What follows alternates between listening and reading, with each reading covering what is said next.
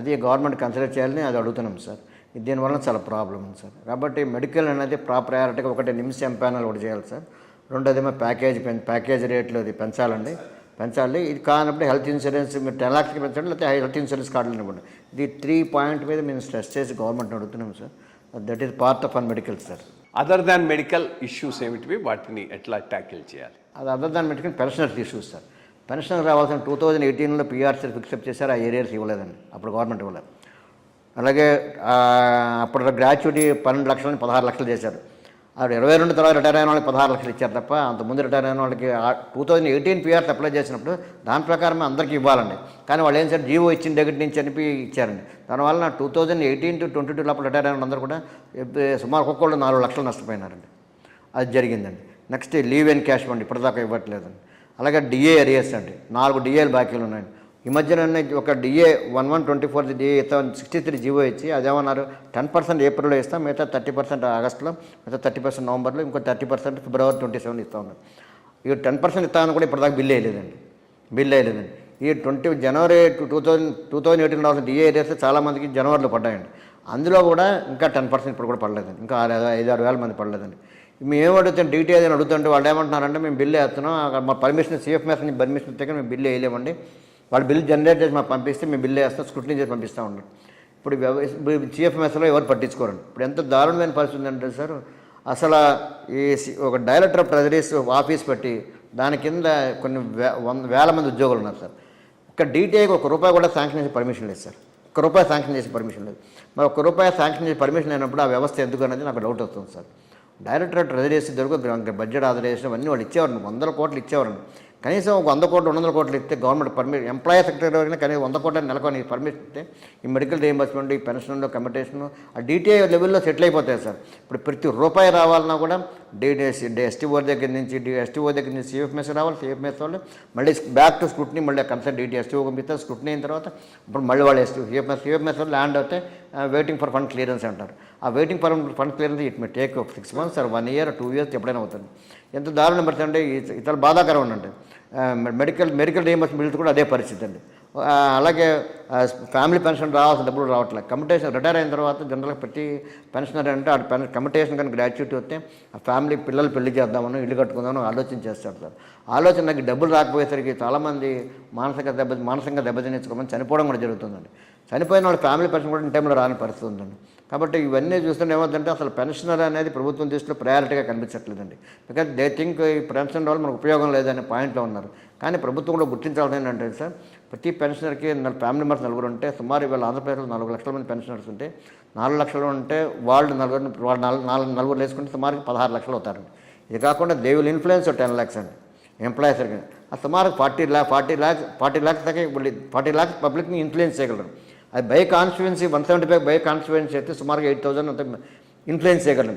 సుమారుగా ఈ గవర్నమెంట్కి 78,000 పెన్షనర్స్ కనుక ఫ్యామిలీస్ కానీ ఫ్రెండ్స్ రిలేషన్స్ కానీ యాడ్వర్స్గా అయితే గవర్నమెంట్ పరిస్థితి ఏంటి? లాస్ట్ టైం మేము అందరం కోఆపరేట్ చేసాం కాబట్టి గవర్నమెంట్ వచ్చింది. ఇంకో దురదృష్టం కూడా ఏంటంటే గవర్నమెంట్ వాళ్ళు మేనిఫెస్టోలో ఉన్నారు పెన్షనర్స్ డైరెక్టరేట్ పెడతామని చెప్పారు సార్. పెన్షనర్ డైరెక్టర్ పెట్టి మొత్తం అన్ని సింగిల్ విండో చేస్తూ ఉన్నారు సార్. మేనిఫెస్టో వచ్చింది, గవర్నమెంట్ వచ్చింది, ఇప్పుడు 2 సంవత్సరాలు దాటిపోయింది సార్. ఇప్పటిదాకా డైరెక్టరేట్ దాన్ని ఊసే ఎత్తట్లేదండి. డైరెక్టర్ ఆఫ్ పెన్షనర్స్ పెడతామని ఇప్పటిదాకా పెట్టలేదు. పెన్షనర్స్ పెడితే మా మెడికల్ రీయింబర్స్మెంట్ కానీ పెన్షనర్స్ ఇష్యూస్ కానీ అక్కడే డైరెక్టర్ పెన్షనర్స్ పెడతామని వాళ్ళు మేనిఫెస్టోలు పెట్టారు సార్. వాళ్ళు మేనిఫెస్టోలోనే పెట్టారు, గవర్నమెంట్ కూటమి మేనిఫెస్టోలో పెట్టారు. ఇప్పటిదాకా 2 years అని ఇంప్లిమెంట్ చేయలేదండి. ఎంప్లాయీస్ పిఆర్సీ రావాలండి. ఇప్పుడు యాక్చువల్గా 4 years దాటిపోయింది, 6 years అయిపోతుందండి. 2 years అండి. టోటల్ ఇప్పుడు ఎవ్రీ పిఆర్సీకి 6 years పెడుతుంది. యాక్చువల్ 4 years రావాలి పిఆర్సీ, 6 years అవుతుంది. పిఆర్సీ పెట్టమంటే కమిటీ లాస్ట్ ఇయర్ అంతమంది గవర్నమెంట్ కమిటీ వేశారు, రిజైన్ చేయడం వదిలేశారు.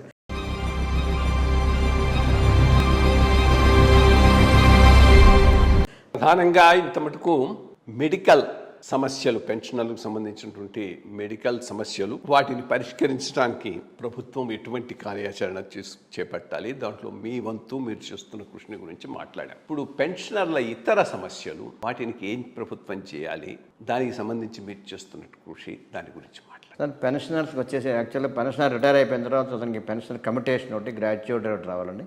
అవి రావాలి, ఇన్ టైంలో రావాలండి. రిటైర్ అయిన వెంటనే రావాలండి. రూల్స్ ప్రకారం కూడా అదే ఉందండి. యాక్చువల్గా ముందే 6 months బిఫోరే శాంక్షన్ అయిపోవాలి, రిటైర్ అయిన రోజు రావాలి ఉందండి. అట్లా రాకపోయినా వెంటనే రావాలి, రిటైర్ 1 month 2 months కన్నా.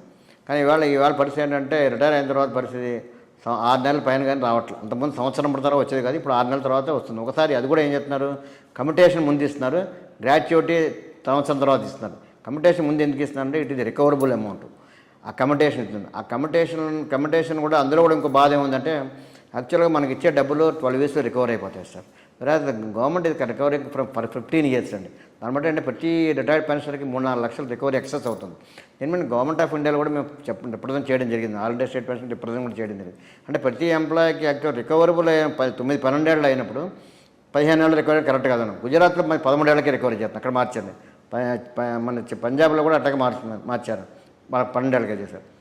అలా చేస్తున్నప్పుడు 12 yearsకి రికవర్ మాకు అన్ని ఎప్పుడు మాకు విత్ ఇంట్రెస్ట్ 12 years రికవర్ అయిపోతుంది, అది చేయట్లేదండి. అదొక మైనస్గా ప్రతి పెన్షన్ ఒక లాస్ అండి. గ్రాట్యుటీలో 4 lakhs 2018-22 మధ్యన రిటైర్ అయిన వాళ్ళకి ఆ 4 lakhs డిఫరెన్స్ ఇవ్వాలి, 16 lakhs వాళ్ళకి 12 lakhs ఇచ్చారండి. దానివల్ల వాళ్ళు 4 lakhs నష్టపోయినారండి. అదొక నష్టం జరిగిందండి. కమ్యూటేషన్ అండ్ గ్రాట్యుటీ ఇన్ టైంలో ఒకేసారి రావట్లేదు. అది మేజర్ సెట్ బ్యాక్ వలన పెన్షన్ ఫ్యామిలీస్లో ఏదైనా ఆ పిల్లలు పెళ్లి చేయాలన్నా ఇల్లు కట్టుకోవాలన్నా చాలా ప్రాబ్లం అవుతుందండి. ఇది కాకుండా సరెండర్లీ ఉంటుంది, రిటైర్మెంట్ సేవ్ చేసుకుందాం, సరెండర్ ఎన్కాష్మెంట్ అవి ఉంది. ఎన్కాష్మెంట్ అవి ఇప్పుడు ఆల్మోస్ట్ నా వరకు వస్తే నేను 2019 రిటైర్ వచ్చా, నాకు బిల్లు 22 అయితే ఇప్పటిదాకా రాలే, 50-60 వేలు రావాలి, అది కూడా రాలే. అంటే కమ్యూటేషన్ సరెండర్ ఇప్పటిదాకా ఎవరికి చాలామంది రాలేదండి, అది కొన్ని వేలాల్లో ఉంది. అలాగే లీవ్ ఎన్కాష్మెంట్ ఉన్నాయి. ఇది కాకుండా ఫ్యామిలీ పెన్షన్స్ ఉన్నాయండి. వీళ్ళన్నింటికంటే బాధాకరం ఏంటంటే ఫ్యూనరల్ ఛార్జెస్ కూడా తొందర రావట్లేదండి. అది మనిషి చనిపోయి ఫ్యూనరల్ అర్థమైంది. అంటే ఇదంతా ఎక్కడ అవుతుంది, అన్నీ ఎక్కడ ఎందుకు రావట్లేదు, అన్ని ఎగ్జామ్స్ అన్నీ కానీ పరిశీలిస్తే చివరికి ఏమవుతున్నాయి, బిల్స్ ఇన్ టైంలో వేస్తున్నారు, ఎస్టీఓలను ట్రెజరీలో వేస్తున్నారండి. ఇప్పుడు అన్నీ వెళ్ళి సిఎఫ్ఎంఎస్లో ల్యాండ్ అవుతున్నాయండి. సిఎఫ్ఎంఎస్లో క్లియర్ చేస్తే కానీ అవ్వట్లేదండి. అదే సెంట్రలైజ్ అయిపోయిందండి. ఈ సెంట్రలైజ్ అయిపోవడం వల్ల ఏమవుతుందంటే ప్రతి రూపాయికి రావాలన్నా కూడా పెన్షన్ కానీ ₹1 రావాలన్నా కూడా త్రూ ఎస్టీఓ కనుకరించిన డిటిఏ కనుకరించిన సిఎఫ్ఎంఎస్లో సిఎఫ్ఎంఎస్కి క్లియర్ చేయాలి. ఆయన అంటాడు నాకు ఫైనాన్స్ పర్మిషన్ రావాలంటాడు. ఆయన మళ్ళీ పైన వాళ్ళేమో ఇంకా సీఎం వేరే వాళ్ళు పైన చీఫ్ సెక్రటరీగా సీఎం వాళ్ళు చెప్తారు. అంటే ఇప్పుడు ఓ పెన్షనరు ఓ సీఎం దగ్గరికి వెళ్ళి ఎన్ని చేసుకోగలరు, ఎంతమంది పెన్షనర్ ఎన్ని చేసుకోగలరు. కాబట్టి ఇది బాధాకరమైన వ్యవస్థ ఉంది. ఈ వ్యవస్థని సిస్టమ్ని స్ట్రీమ్ లైన్ చేయడం అవసరం ఉంది. ఇప్పుడు ఒక డైరెక్టర్ ఆఫ్ ట్రెజరీ గతంలో ఎట్లా ఉండదంటే సార్, పెద్ద ఇష్యూస్కి ఒక బడ్జెట్ ఆధారితం ఇచ్చేసేవారు, ఆ డిపార్ట్మెంట్లో ఖర్చు పెట్టుకునేవారు. పెన్షన్ వాళ్ళు ఆటోమేటిక్గా బిల్ వేసి వచ్చేసి ఎప్పుడప్పుడు వచ్చి వితిన్ 1 monthలో వచ్చేసేదండి. ఇప్పుడు డీటీఏ కూడా ఏం చేయలేని పరిస్థితి అండి. డీటీఏ దాంతో వాళ్ళకి ఎంత ఒక వేలలో ఎస్టాబ్లిష్మెంట్ ఉండి కూడా ఎస్టాబ్లిష్మెంట్ నిమిత్తం సుమారు 100 కోట్లు ఖర్చు పెడుతున్నారు. కానీ ఆ డీటీఐకి ₹1 శాంక్షన్ చేసే పవర్ లేదు. మరి అటువంటి వ్యవస్థ ఎందుకు పెట్టారో, గవర్నమెంట్ ఎందుకు కంటిన్యూ చేస్తున్నారో కూడా అర్థం కావట్లేదండి. అందుకు మేము ఏమంటున్నామంటే గవర్నమెంట్కి ఎలక్షన్ ముందే మేము అడిగాను, మాకు డైరెక్టర్ పెన్షన్ పెట్టమంటే వాళ్ళు కూడా ప్రభుత్వం కూటమిలో వాళ్ళ మేనిఫెస్టోలో కూడా డైరెక్టరేట్ పెన్షన్ పెడతాము, సింగిల్ విండో సిస్టమ్ తీసుకొస్తామని ఒక ఎస్యూరెన్స్ ఇచ్చారండి. అది ఇప్పటిదాకా ఇంప్లిమెంట్ అవ్వలేదు. అది ఇంప్లిమెంట్ కాకపోవడం వల్ల అవుతుందంటే మెడికల్ రీయింబర్స్మెంట్కి ఈ డాక్టర్ ఎన్టీఆర్ బేసిక్ ట్రస్ట్కి వెళ్ళాలి, పెన్షనర్స్ కోసం డైరెక్టర్ ట్రెజరీ ఆఫీస్ జరగాలండి. ఇంకా వేరే డిపార్ట్మెంట్కి వేరే ఇష్యూస్ ఏజీ జరగాలని కేసుకుంటే ఏజీ పంపించాల్సిన పెన్షన్ ఉంటే మళ్ళీ ఏజీ ఆఫ్ జరగాలి. అందుకే మేమేమన్నా డైరెక్టర్ పెన్షన్ మీరే ఇష్యూస్ ఇచ్చారు, మీరే మ్యానుఫ్యాక్చర్ పెట్టారు, అది చేసేయండి. దాంతోపాటు మేము కోరేది ఏంటంటే ప్రతి వాళ్ళు హైదరాబాద్ నుంచి అక్కడ తిరగాలని కష్టం అవుతుంది కాబట్టి ఇక్కడ బ్రాంచ్ పెట్టమని అడుగుతున్నాం sir. Director of pensions branch. అలాగే ఇప్పుడు తప్పదు కర్ణాటకలో ఉందనుకోండి, కానీ వాడు ఇప్పుడు తిరుపతికి వేరే రాష్ట్రాలు అట్ట పెడుతున్నారు, అట్ట మనం ల్యాండ్ చెట్టబెట్టమంటున్నాం. అలాగే మాకు కూడా హైదరాబాద్ బ్రాంచ్ పెట్టండి. ఎందుకంటే ఆల్మోస్ట్ ఆంధ్రప్రదేశ్ సంబంధించిన వాళ్ళే హైదరాబాద్లో మా పెన్షనర్ సుమారుగా నాకు తెలిసి 10,000 మంది పైన ఉంటారు. 10,000 ఉంటే ఫ్యామిలీస్ లెక్కేసుకోండి, 5-6 మంది లెక్కేసుకున్నాం. 5-6 లక్షల దాకా ప్రతి పెన్షనర్స్ 5-6 లక్షలు ఉన్నారు. ఇది కాకుండా ఆంధ్రప్రదేశ్ సంబంధించిన వాళ్ళే మన పాపులేషన్ లెక్కేసుకున్నా కూడా ఆల్మోస్ట్ హైదరాబాద్ సిటీలోనే సుమారు 40-50 లక్షల దాకా ఉన్నారు. అంటే ఏపీ బేస్గా ఇక్కడ ఉంది. ఎందుకంటే బైఫర్కేషన్ ఇక్కడ ఉందో సెటిల్ అయిపోయి ప్రాపర్టీస్ అన్నీ కూడా ఉన్నాయి కాబట్టి అన్నీ మేము కూడా పెన్షనర్స్ కూడా మాకు కూడా లైబిలిటీస్ ఎస్ఎస్ఆర్ ఇక్కడే ఉన్నాయి కాబట్టి ఇంకా we have no other go to stay here only. అటువంటి పరిస్థితుల్లో గవర్నమెంట్ ప్రతిసారి మేము ఇక్కడ రావాలి, ఇబ్బంది పడకుండా గవర్నమెంట్ మేమేమంటున్నాం అంటే మీరు ఒక బ్రాంచ్ కూడా ఇక్కడ పెట్టమని అడుగుతున్నాం సార్. అది ఇక్కడ తమ ఛానల్ ద్వారా ముఖ్యమంత్రి గారు మేము కోరేది ఏంటంటే ఫస్ట్ ప్రయారిటీగా మరి డైరెక్టర్ ఆఫ్ పెన్షన్స్ పెట్టండి. పెట్టడం వలన గవర్నమెంట్కి 50% బడ్జెట్ తగ్గుతుంది. గవర్నమెంట్కి రూపాయి కూడా ఖర్చు కాదండి. డైరెక్టర్ ఆఫ్ ఇప్పుడున్న డైరెక్టర్ ఆఫ్ ట్రెజరీస్ని అంటే అందులో పార్ట్ని తీసుకొచ్చి డైరెక్టర్ ఆఫ్ పెన్షన్ పెట్టేస్తే ఆ CFMS విడిగా పెట్టాల్సిన అవసరం కూడా ఉండదు కాబట్టి గవర్నమెంట్ అట్లా ఎకానమీ చేసింది. అట్లాగే ఈ పెన్షనర్కి ఇప్పుడు పెన్షన్ ఏదైతే ఇప్పుడు ఈ హెల్త్ ఇప్పుడు వాళ్ళకి ఏదైనా ఇష్యూస్ అన్ని బట్టి గ్రీవెన్స్ అన్ని రిప్రజెంట్ చేయాలంటే ఎంత కష్టం వద్దంటే మా వరకు మేము అసోసియేషన్ వరకు మేము డేటా కలెక్ట్ చేసి మీకు పంపించాల్సి వస్తుందండి. 2018లో రావాల్సిన DA ఏరియాస్కి 90%గా ఇచ్చారండి. ఇంకో 10% ఇవ్వకపోతే మొన్న డైరెక్టర్ గారిని కలిసి రిప్రజెంట్ రాలేదంటే ఆవిడ కూడా ఒప్పుకుంటున్నారు కానీ వాళ్ళు ఏం చేయలేని పరిస్థితి అండి. డైరెక్టర్ క్యాడర్లో కూడా వాళ్ళు ఏం చేయలేని పరిస్థితిలో ఉన్నారు కాబట్టి మేము అడిగాను మేము పెన్షనర్స్ తిరగాలంటే మీరు తిరిగే లోపల ఈ వాయిద్యం ఎంతవరకు ఉంటుందో ఉంటుందో తెలియట్లేదు. అందుకే మేమేమంటున్నాం అంటే మీరు పెన్షనర్స్కి ముందు మాకు ప్రయారిటీ కన్సిడరేషన్ చేయండి. ఎక్కడెక్కడ పెన్షనర్స్ ఉన్నారో వాళ్ళందరికీ ఫస్ట్ వాళ్ళ బాకీస్ అన్ని క్లియర్ చేసేసేయండి. ఫస్ట్ వాళ్ళ బాకీలు క్లియర్ చేస్తే ఆ ప్రాబ్లం ఉండదు. ఒక్క పెన్షనర్స్ వరకే నాకు తెలిసిన వరకు 5-6 వేల కోట్ల బాకీ ఉంటుంది, అంతకంటే ఎక్కువ ఉండదు. అది ఒక్కటి క్లియర్ చేసేస్తే పెన్షనర్స్ ముందు హ్యాపీగా ఉంటారు. ఉద్యోగస్తులు ఉంటారు సార్, ఉద్యోగస్తులు అప్పైనా దొరుకుతుంది సార్. ఇప్పుడు పెన్షనర్స్కి అప్పు కూడా దొరకని పరిస్థితి అండి. అందుకే ప్రభుత్వం పెన్షనర్స్కి ఒక సపరేట్గా మీరు గుర్తించాలని మేము కోరుతున్నామండి. అలాగే ఈ పెన్షనర్స్ రావాల్సిన జ్యూస్ మీద కూడా మేమేమంటున్నాం అంటే మీరు అట్టగా డబ్బులు ఇవ్వలేకపోతున్నారు. కనీసం పెన్షనర్ పే స్లిప్లు మెన్షన్ చేయండి. మాకు ఈ DA బాపతి ఇంత ఇవ్వాలి, అంత రావాలి, మీకు ఇంత ఇవ్వాలి. ఈ PRC బాపతి DRS బాపతి ఇంత ఇవ్వాలి, మీకు రావాల్సిన కమ్యూనికేషన్ బాపతి ఇంత ఇవ్వాలి. మీకు రావాల్సిన జ్యూస్ అన్నీ కూడా పే స్లిప్లు మెన్షన్ చేయమని మన డైరెక్టర్ గారు కూడా మా జనరల్ బాడీ రిప్రజెంట్ చేయడం జరిగిందండి. కనీసం మెన్షన్ చేస్తే ఏమవుతుందంటే సార్ వాళ్ళు పెన్షనర్ చనిపోయినప్పుడు వాళ్ళ ఫ్యామిలీ లీగల్ హెయిర్స్కి మా ఫాదర్ సంబంధించి మా పేరెంట్స్ సంబంధించి డబ్బులు ఇంత రావాలి అని తెలియడం వలన వాళ్ళు ఆ పరిస్థితి legally they can claim it అండి. కాబట్టి అది ప్రభుత్వం అది కూడా కన్సిడరేషన్ చేయాలని మేము అడుగుతున్నామండి. అది ముందు పెన్షన్ చేయండి. మీరు కనీసం ఇమీడియట్గా ఫస్ట్ ప్రైజ్ మీరు మెన్షన్ చేయండి మాకు ఎంత రావాలి డబ్బులు అనేది చేస్తూ ఉంటున్నారు. ఇప్పుడు ఏమంటే ఎవరికి ఎవరిని అడిగితే పని అవుతుందని కూడా చెప్పలేమంటే CFMS అనేది కూడా ఆయన కూడా సైలెంట్ ఉంటారు. అందరూ మన మాట వింటున్నారు కానీ అటు నుంచి దానివల్ల రిజల్ట్ రావట్లేదని అది చాలా బాధాకరంగా ఉంది. మరి పెన్షనర్ గ్రీవెన్స్ కూడా ప్రభుత్వం తప్పకుండా కన్సిడర్ చేయాల్సిందే. మీ ఏదేమైనా మేము ఏంటంటే ఆన్లైన్ సిస్టమ్ పెట్టమంటాం. పెన్షనర్స్ కూడా నిధి పోర్టల్ పెట్టారండి, ఆన్లైన్ సిస్టమ్ పెట్టారు. ఆన్లైన్ సిస్టమ్ అంటే మానిటర్ చేయాలంటే అక్కడ ఎవరు మానిటర్ చేయాలి. అందుకని మేమేమంటామంటే పెన్షనర్స్ మనం సపరేట్ డైరెక్టరేట్ పెట్టినప్పుడు ఈ ప్రాబ్లం సాల్వ్ అవుతుందండి. అసలు డైరెక్టరేట్ వల్ల ఏమవుతుంది మెడికల్ కేసులు కానీ పెన్షన్స్ కానీ రిజాల్వ్ అవ్వడానికి అవకాశం ఉంటుంది. కూడా అది టాప్ ప్రయారిటీ. దాని బ్రాంచ్ కూడా హైదరాబాద్ పెట్టాలని మేము కోరుతున్నాం సార్.